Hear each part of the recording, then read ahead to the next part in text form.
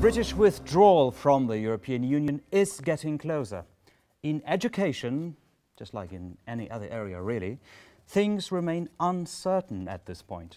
But at least one thing we can say for sure. Higher education in the UK is one of the best in the world, with Britain dominating the university rankings globally.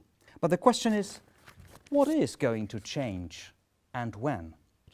I'm joined now in the studio by Vivienne Stern, Director of Universities UK International. Welcome to the studio. Hello. And thanks for joining me. My pleasure. Today.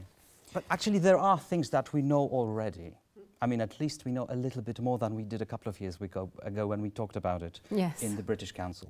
So where are we now on this? Well, you know, in some ways there are plenty of reasons for us to be optimistic. The first is that we have a cast-iron guarantee from the UK government that any student who wants to come and study in the UK, starting in 2019, will be able to do so on the same basis as a UK student, and that arrangement will last for the whole duration of their course. So frankly, if you're thinking about studying in the UK and starting in 2019, nothing has changed.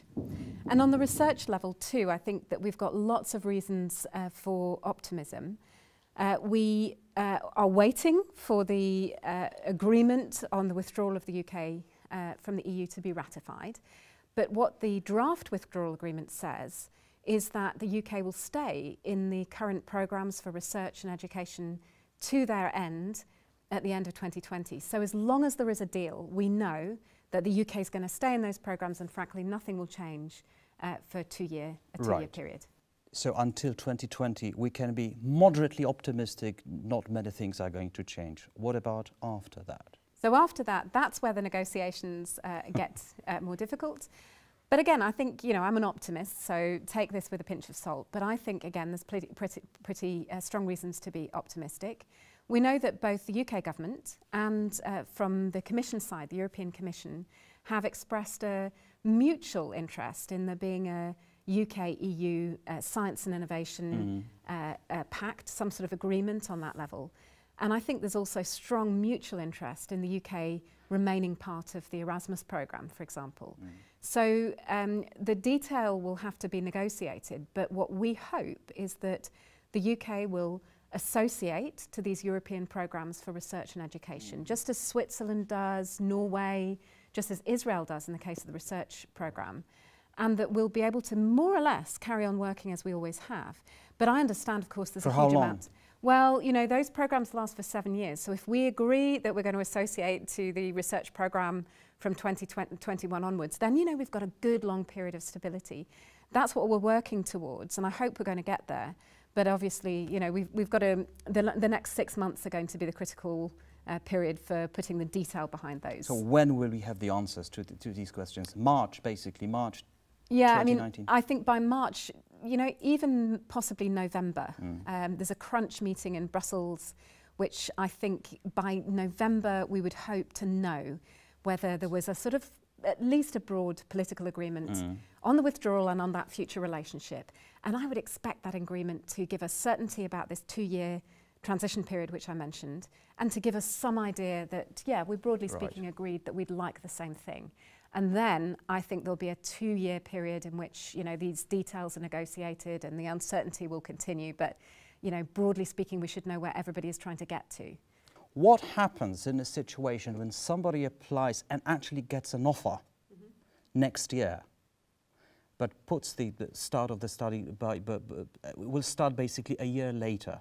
Puts it off. So basically, is he or she going to be treated as a student starting 2019, 2020, or? So we do not know the answer to that question yet. We don't know yet. Now, what I'm about to say is just my own personal speculation, but I believe it is quite likely that the government will announce that arrangement that applies to 2019, frankly, come in 2019 and nothing has changed. I think they're going to extend that to 2020 as well, but we don't know that yet. So if you're thinking about studying in the UK and you've got an offer for 2019, I think before you defer, you would want to wait for that clarification. That would be my view. We hope to have some sort of clarity on that soon, but what we know at the moment is relates just to those people starting in 2019. It must be terribly difficult to build this educational architecture with so many uncertainties on your way. Yeah, I mean, it's difficult for us, but I feel quite sorry for the students because they're having to make decisions sometimes, 18 months in advance. And of course, we're all a little bit confused about what's happening. So obviously it's understandable that students should be confused. But what I tend to say to students who ask me this question is, here are the headline facts. This is what we know so far. This is my speculation on what will happen in the future. But if you've identified 1 or 2 UK universities where you'd really like to study, get in touch with their admissions teams, stay in touch with them, because as we get more clarity on the arrangements, they're the people who are going to be right there with the details at their fingertips, and they'll be able to support you through it. So I would say get in touch with the universities you're interested in. If you think you don't know quite what the situation will be, but you're interested, make sure that you make contact, and then they can help you through it. Might it be possible that the application process as such will change in any way or not? Well, as a result of those changes of post-Brexit architecture? Not necessarily. So we obviously, in the UK, we have students from all around the world. In fact, most universities I go to have something like 150 nationalities on campus. We've got students from China, from the United States, from Mexico, from Indonesia. There's no reason in the future why we shouldn't have Polish students just as we do now. There's absolutely no reason. And the only difference will be that the mechanisms might change a little bit. There might be a different scenario in terms of both the fee and loan arrangements and possibly visas. But I suppose my main message is we've got 440,000 international students studying in UK universities. Those people have come from places with, an international visa and fee relationship with the UK, and they're still choosing to come. They're still finding that they can get those visas, that they can manage that. So I think that should give everybody a bit of confidence that whatever happens, the terms might change, but it will still be possible. What about the recognition of Polish academic certificates, like final exam at high schools that are in a way decisive as to whether you're admitted or not to university? No, I don't think there will, because we're quite lucky in many ways in our sector, because we have a system of academic recognition that isn't based on an EU structure. There's an agreement between 47 countries in Europe, but also beyond, around academic recognition, and it isn't something that's dictated by our membership of the European Union, so nothing changes on that score. There is an issue about professional qualification recognition, and we need a bilateral agreement between the UK and EU to maintain the recognition of professional qualifications. But for academic purposes, there's no problem. Right. What about the finances, basically? Is there anything going to change in terms of financing the studies? The students from here are treated in exactly the same way as British students. How is this going to change? Do we know? We don't know. And when you ask British government ministers, they always say, this is something that's subject to negotiation. Now, I think all you can do, if you're a student and you're thinking about studying not in 2019, whereas I've said nothing has changed, you'll be treated exactly as a UK student would be. But if you're thinking a bit further ahead, you may be thinking about entering in maybe 2021, or you're in high school. There's a lot of people who are actually considering starting their studies, except they're still a couple of years ahead of that time, or 3 years. I think most young people, if they're thinking about making, a move to study outside their home country, they do think quite a long way in advance. So we can't tell you absolutely what the circumstances will be. I think there will be a reasonable amount of notice before any system changes. But going back to my point about contacting the universities you're interested in, even in the event that we went from the situation that currently exists to one which would be more like, students from Mexico or, Canada, all universities have a variety of fee levels depending on the cost of the course that you want to study. Not every course is that much more expensive than the domestic fee level.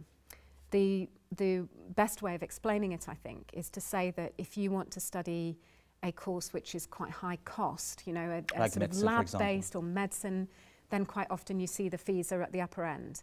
But if you want to study a humanities subject, a subject in the social sciences, it's not often the case that the fees are vastly in excess of the domestic fee. The second thing is that all universities offer some form of financial support to prospective international students to some degree. Not everybody gets access to that kind of support, but ask them, what are they going to make available in the way of bursaries or some sort of in-kind support or some proportion of fee waiver, because many universities do offer some sort of financial assistance to students who come from outside the EU. Now, none of that's kind of cast iron, it's not a very clear message. Yes, of so course. What I would say the most important message is, if you're interested, keep your ear to the ground. Look at things like the British Council as a source of advice. And contact institutions themselves, because they'll tell you what the reality is going to be. Well, you look very optimistic on that subject. So the most optimistic way out is that not very much changes for the students in the future. But what if there's no deal? What happens then? Well, if there's no deal, this is what we're thinking through at the moment. If there's no deal, then we're going to have to be quite clever. I think that there's a lot in what the government has said so far which will stand irrespective of the deal. So, for example, the guarantee that if you enter in 2019, you'll be treated as a UK student. The government has said, they're going to do that. It doesn't really depend on a deal. Then for things like Erasmus mobility, we will need a backstop. We'll need a kind of a plan B. Now, we're not talking... Is there a plan B on the table? I could say that there are people working on that in the UK government, but our eggs are in the basket of continuing to be part of these programs. Right, okay. And I think for us, it's quite important to try as hard as we can to stay in these mechanisms. That's what we're trying to do. But we know that, the time is pressing and we want the answers as soon as possible. Just a few months? Just a few months? Yeah. But yeah, there will be an alternative if we do have a no-deal scenario. But you're a bit afraid that you will really lose a large number of international students if things go wrong. Well, one of the interesting things about Brexit, and it isn't a good thing from the point of view of the UK economy, but the value of the pound compared to the euro has fallen since we decided to leave the European Union. And one of the things that means is that we're surprisingly good value. Compared to, say, studying in the UK a decade ago, the value of the pound against the euro makes it a more affordable prospect. And the other thing is, although I cannot pretend that Brexit won't damage the UK, I think it will. When students decide where to study, they do it on the basis of a once-in-a-lifetime decision about the thing that's going to set them up for a successful career. You don't choose, it's not like buying a packet of cereal, right? You do this once. And we do have a high-quality higher education system. So I fundamentally believe that even after Brexit, there will be a proportion of students from Poland who say, yeah, the conditions have changed, but that's still the best place for me to study the subject that I'm interested in. Yep. And it will give me an opportunity which I wouldn't get if I stayed at home.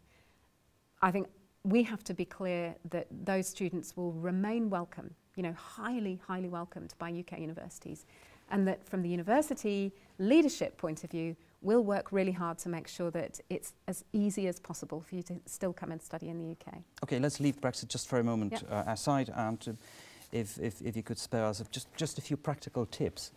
I'd like to start studying in the UK. I'm in high school. What should I do? Where should I go? Where should I look for information? And how should I start the process? Well, I would start with one of the British Council recruitment fairs. So in November, the British Council is hosting an event which will bring about 30 UK universities together in one place, and you can sort of go around the hall and get a sense of what they offer, what the courses are like, what the teaching style is like, just to begin to get a flavour. And then, of course, there are lots of online sources that you can look at. So once you know what you want to study, if you want to go to a central source of information about where those courses are available, look at UCAS. That's a thing called the University and Colleges Admissions Service. And it's got lots of practical advice for students. So I've got 3 universities. I want to study biology at 3 different universities. Should I apply to those universities individually for undergraduate, or should I rather apply through UCAS? Well, going through UCAS is maybe a little bit simpler because you submit one application and UCAS then makes sure that the 3 institutions each get that application and they can coordinate a little bit. But you can apply direct. And at postgraduate level, most students do apply direct. In fact, I would say the majority of students apply direct. So look at UCAS, it's a great way in, and they've got good practical tips on what to expect from the application process. But it shouldn't stop you going straight to the university admissions office and having a conversation with them as well. And most of them would welcome that. And it also gives you an opportunity to find out about things like open days, which might be important. If you, honestly, if you're thinking about spending a big period of your life in a place, go and visit it before you sign up, right? You go and find out whether you like the city, you like the nightlife, you like the atmosphere. And the universities will be able to give you information like that. Right. If I'm a parent and I'd like to, my child to go and study at the British University, how long in advance should we start, or should he or she start preparing for that British education? Well, you know, in a way you could say it's never too soon. Most students will start to actively look about 18 months before they're intending to start a course. It's important, if you are planning to apply through UCAS, to understand what the deadlines are, because there are some application deadlines. Right. So what for about example, the deadlines? So if you want to apply to study in a UK university, there are 2 deadlines you need to know about. One is in October, and that's for students who want to apply to either Oxford or Cambridge. And I know you're a Cambridge alum. So are you. So you have to know that if you miss that boat, you've missed the boat. Then there's a general deadline in January. Again, go to the UCAS website and all of the dates will be set out. But it's important to understand, so if you're thinking about starting in September 2019, you need to apply by October this year for Oxford and Cambridge, and by January next year for the majority of universities in the UK. There are other opportunities, so most universities will admit students after that date. You can still do direct entry. We have a system called clearing, which means that once students have been placed, when they've got their exams, a whole bunch of slots open up in universities and you can get placed through that period. But if you miss the UCAS deadlines, that's not the end of the world. Go direct to the university and you can always apply direct. Right, and last thing is about the language skills. How well should you speak English to be able to start? Well, you need to have a sufficient level of English in order to be able to succeed in a UK programme. You can, for European Union students, there aren't any set language levels that you have to achieve in order to be able to come and study in the UK. But you have to take some exams or some tests? So universities will usually require you to prove that you've got a good enough grasp of English that you will be able to survive the course, if you know what I mean, that you'll be able to really understand the content. So there are some very well recognised exams like IELTS and there are others. Again, I would say the British Council is a good source of advice on this, and of course they also provide quite a lot of language teaching themselves, and they can signpost how to do that. There are of course also options to study English in the UK, to do foundation language programmes. Most universities will have some sort of pathway arrangement whereby students who want to study a programme, but they're not quite at that level yet, can start in a foundation year and progress from there. So your final message to those who would like to think about educating themselves in Britain but are a bit afraid? Well, you're welcome. You know, that's the most important thing. If you come to study in the UK, you will be very welcome and you'll get a great education. So have courage. If you're a bit unsure, you know, just have a little bit of courage. Vivienne Stern, thanks very much indeed. My pleasure. Thank you.